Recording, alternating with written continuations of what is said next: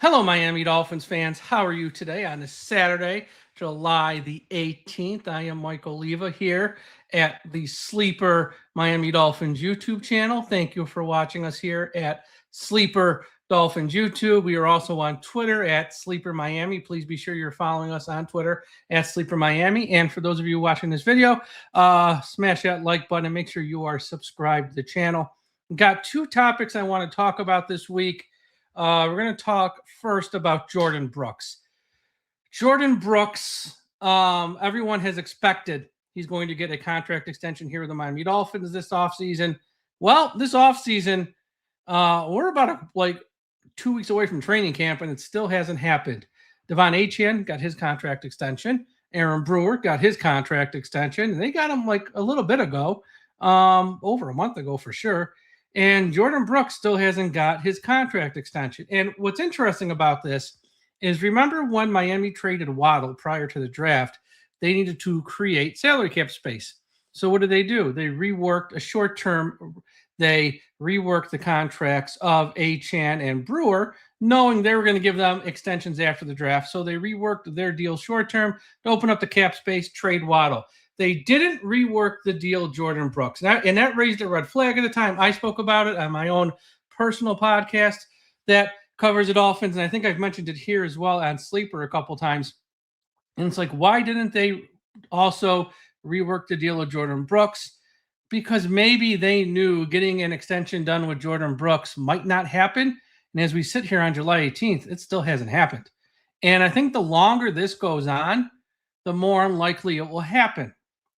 Now, do I think there's still a very good chance they will get a contract extension done with Jordan Brooks? I would say yes. If I had to bet $1, I'd say it's probably done prior to training camp. But if this thing isn't done when they get to the first real day of training camp for the veterans, I'm not sure this is going to happen. And I know that's going to make a lot of fans of the Dolphins upset. It's going to make them frustrated because this guy was their best player last year on defense. He led the NFL in tackles. He was sensational. And, even for a rebuilding team, this isn't a guy you kind of want to lose. But there's a couple things in play here. Number one, this isn't Chris Greer anymore running the Dolphins. We have a grown-ass man in the room as a GM, and he's not just going to cave and give out a bad contract. Because the one thing the Miami Dolphins have to stop doing, and I think with John Eric Sullivan it will happen, they have to stop giving out bad contracts. I don't care how good a season a player had. I don't care how popular a player is. They have to stop giving out bad contracts because we know how that goes in the end. It just never works out, and then you're stuck in salary cap hell, so to speak, or you have a season like they're having this year where you have $180 million of dead money. You don't want that. Every 4, 5, 6 years, you don't want to have a season where, we're going to have a ton of dead money on the cap, so we have no chance to win this season. That's not a successful approach to take. So I don't think he's going to give out a bad contract. That's number one. And, it has to be about money, clearly. Otherwise, this would probably be done. And I'm thinking John Eric Sullivan has a number in mind that he wants to pay Jordan Brooks, and he's not going to go 1 cent over that number. He ain't going to budge. And I got to be honest, I don't blame him. And now it's up to Jordan Brooks and his camp to say, do we want financial security and to sign an extension now? And maybe it's not as much as we were hoping for, but we're going to have financial security for the next 2 to 3 to 4 years. Or do we want to play out the season? And next offseason, I'll be a free agent and I'll be able to hopefully get as much money as possible on the open market. But you're risking being hurt at some point this season, which would hurt your value next offseason. There's risk involved. So that's why this is interesting. This is probably why it's sort of going now into late July, into training camp. Again, my personal guess, and I have no inside information, is that this gets done in the next 14 days. But if it doesn't, if this is not, let me say it this way. If he doesn't have a contract extension heading into week 1 of the regular season, he's not going to hold out or anything like that. I don't even see him holding out in camp. I think he'll show up on camp. I think he will participate in all the drills. I think, though, if he doesn't have a contract extension by week 1 of the regular season, then he will not be with the Dolphins this entire season, that he will be traded by late October or the first part of November in the NFL trade deadline. I don't know when the official date is this year. I don't have that off the top of my head. It's usually like November 1st, 2nd, 3rd, somewhere around there is when is the NFL trade deadline. If he doesn't have this extension heading into the regular season, with the Miami Dolphins having a season that many expect not really competing for a playoff spot or anything like that, then they will look to move him by late October, get some draft compensation in return. And because if you're not going to pay him, it makes zero sense to hold on to him for a full season and then let him walk where you get nothing then in the offseason.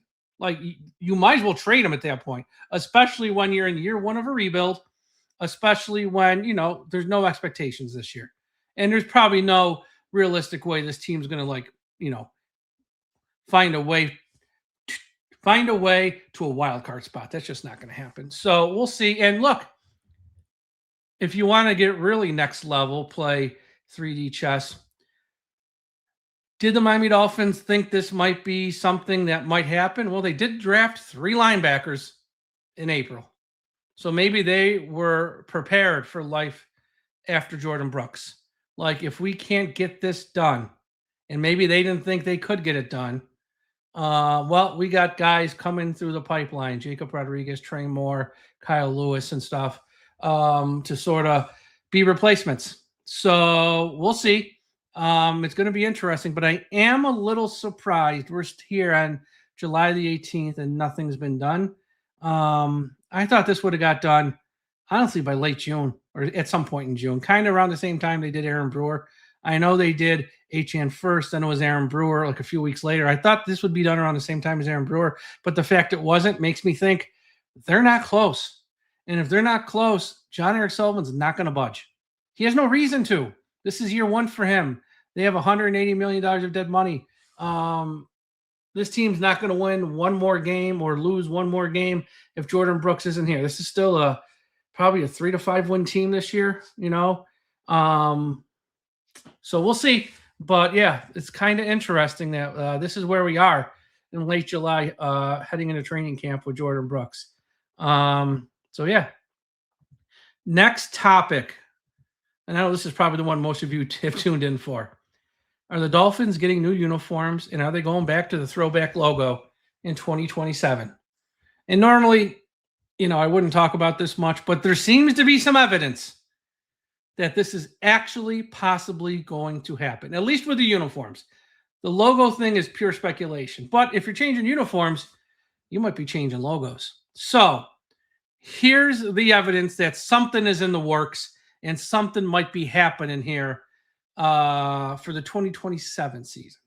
So back in June, Fanatics, who is like the main seller of NFL merchandise and all the uniforms, in the past few years, if you wanted an NFL jersey from Fanatics, they were like the print-on kind. It didn't have like the authentic heavy type of material for like the numbers and the lettering. I guess you would call it the heavy stitching.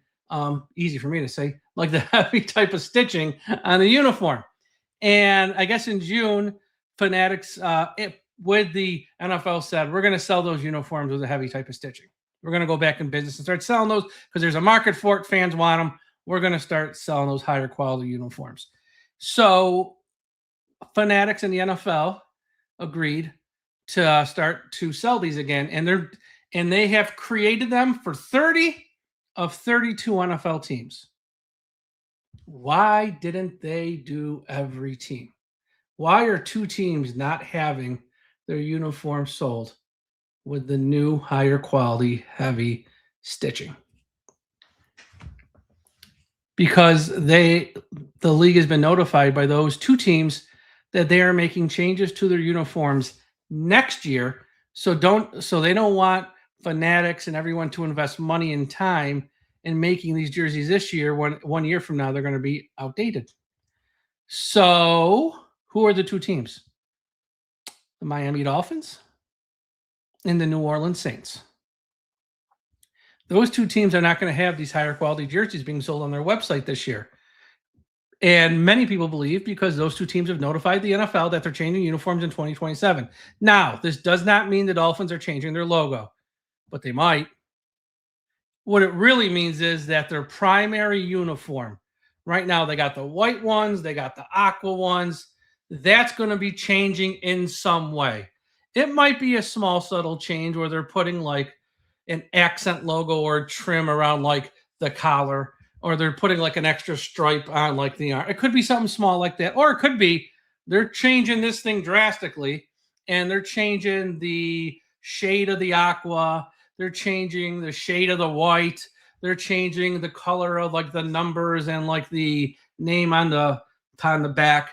It could be something like that. Or they might be changing stuff really drastically. It may be instead of like a white and an aqua jersey, they go with a white and an orange jersey. Or they go with a white and a gray jersey. Or they do something drastic like that. Or maybe they change the shade of the aqua and go like something kind of like what they wore for the rivalries uniforms, have something closer to that be one of their primary uniforms. We don't know, but something's changing. That's what we do know. Well, we don't know for sure, but all the handwriting's on the wall that something is changing. And I think what a lot of fans are hoping for, and kind of where this might be going, Dolphins fans for many, many years on social media have been very, very vocal. They want the throwback logo back. They want the throwback uniforms back full time. So I think there's a very good chance that the Miami Dolphins might go to the throwback logo and the throwback uniform full time. Obviously, maybe put more of a modern spin on it, but you get the point. That iconic logo they wore in pretty much in the 70s and 80s. And I know it changed a little, but essentially that throwback logo coming back full time. And maybe they go back to the throwback uniforms full time. I think that's what a lot of fans are hoping for. I think if the Dolphins, from a business sense, that's where the money is. That's where the money is. You go back to that look full time, fans are going to eat it up and spend money. They'll be maxing out credit cards to spend money on that.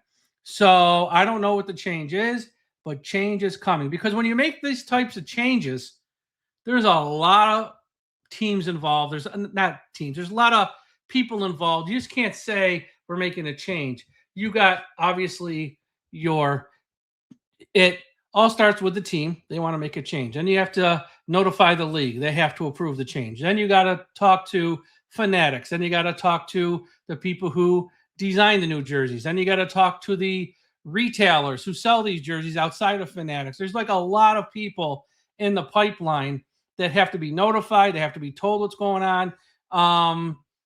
So, yeah, I mean, and I think really it starts with the retailers, because if they know new uniforms are coming, they're not going to keep ordering the current uniforms of the Miami Dolphins and the Saints to sell. They're going to say, oh, we got this inventory we're holding on to.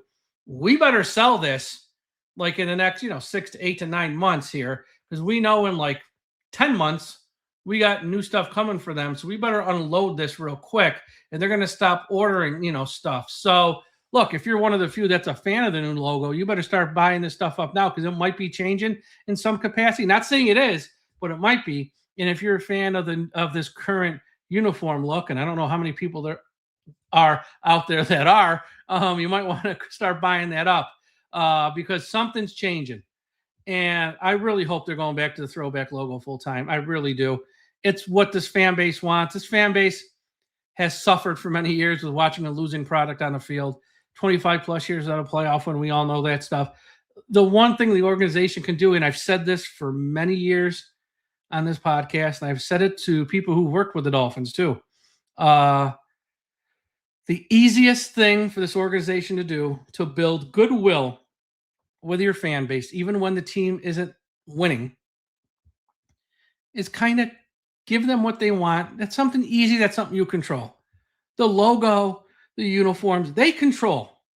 They don't control if the team's going to win on the field on a Sunday. They control what they sell. And, say one way to do is like, look, we know we haven't won a lot for you in recent years. We know things haven't been great, but we hear you, and we hear that the vast majority of you like this type of logo much better than what we have. We're going to change it because that's what you guys want. This is just as much your team as ours. You're the consumer. You put a lot of money into this team. Like, that's what they should do, and I hope that's what they do. You have to remember, Stephen Ross, when he bought this team, he wanted to put his stamp on things. And I get it. If I'm going to spend billions of dollars on an NFL team, you want to run things your way. And one of the things he wanted up front to say that this era of Miami Dolphins football, the Ross era, he wanted to put a stamp on it. So he changed the logo to this one we have now that he likes. I don't agree with it, but okay. But think back to what Mike Florio said just a couple weeks ago on the Dolphins Talk podcast. I had him on as a guest.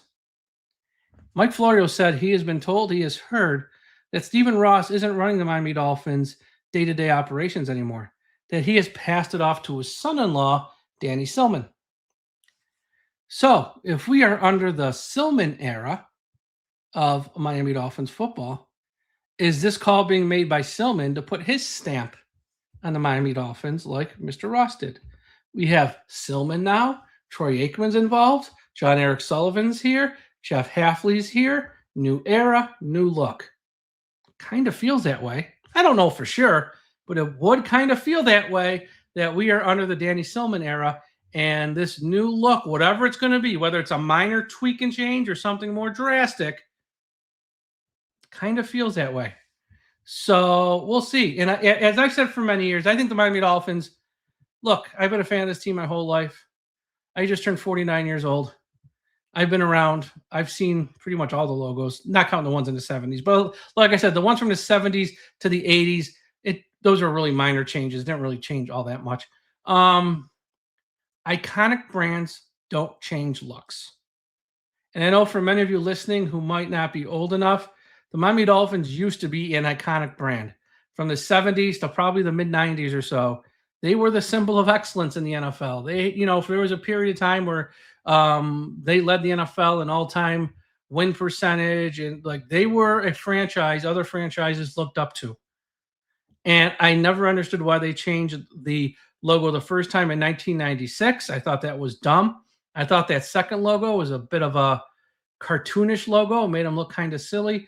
And then when Ross made his logo change, I forget what year exactly, 2013, whatever it was. No, it had to be 2008 or 9, whatever it was. I thought that one was worse. Iconic brands don't change logos. The Yankees, the Red Sox, the Cubs, the LA Dodgers, they never change their logos. College football, Alabama, Penn State, Michigan, USC, they don't change their logos. The Steelers, the Cowboys, the 49ers, they don't change their logos. Miami changes their logos far too much. And they were, at one point, on par, iconic with all those sports entities. The Lakers, the Boston Celtics, and the NBA.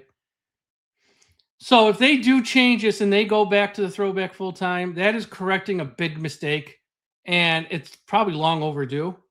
If this is a subtle change where they're going to keep the current logo but just change the uniform, it's a new spin, a different shade of aqua, some trim, a stripe. Fine, I guess. Not a big deal to me. I just hope they do go back to the throwback logo. Here's the one thing they can't do. As much as I don't like this current logo per se, don't change the logo. Not go back to the throwback. Come up with a new logo. Because each time they change logos, it gets worse.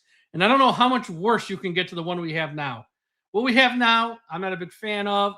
Over time, I've come to accept it. But if they change it to something totally different, it can be worse. And I don't want worse. That's my fear. So either keep it as it is or go back to the throwback. Don't come up with something new. But it does seem like new change to the uniforms on the way. Fanatics is involved. I don't know if the new uniforms for the other teams are up for sale yet with the heavy stitching on it. If not, I'm sure they will be soon. But you'll find them for every team except for two. The Saints and the Dolphins. I have no idea what the Saints are doing. I know they won't change their logo because they have a pretty sweet logo. I don't see them changing it. But, they might be changing probably. I think for them, it would probably be more of a minor change because they got that look that's black and gold. I don't know if they're going to be changing that too much. But whatever the Saints are going to do, they're going to do. I really don't care. But for the Dolphins, This is a chance to right some wrongs and go back to the throwback look of either the 70s or 80s. I know those are pretty much the same looks, very minor type of differences, and wear those every week. And then when you want to wear an alternate uniform, do like the rivalries uniform for like an alternate uniform a couple times a year. That'd be fine. I think a lot of fans would accept that. I think a lot of fans would like that. So we'll see what they do there. But that's all for this week's show. Again, thank you for watching the Sleeper Miami Dolphins YouTube channel. Please be sure to like and subscribe. But also leave me some comments here. If you got a topic you want me to talk about here, put it in the comments. Let me know. We're probably we're 2 weeks away from training camp. So the next couple weeks topics, there's not like a lot to talk about, but I will. So if you have something you want me to talk about, put it in the comments. I will address it on a future show. Once we get to camp, we actually have like news and training camp reports, and then we get to preseason games to talk about. There's going to be a lot more to talk about. So these next couple of weeks, really, if there is something you want me to talk about, put it below in the comments. Smash that like button, subscribe to the channel. And if you're on Twitter or X, please be sure to be following us at Sleeper Miami. Everyone have a great Saturday. Everyone have a great weekend, and we'll talk to you again after a while.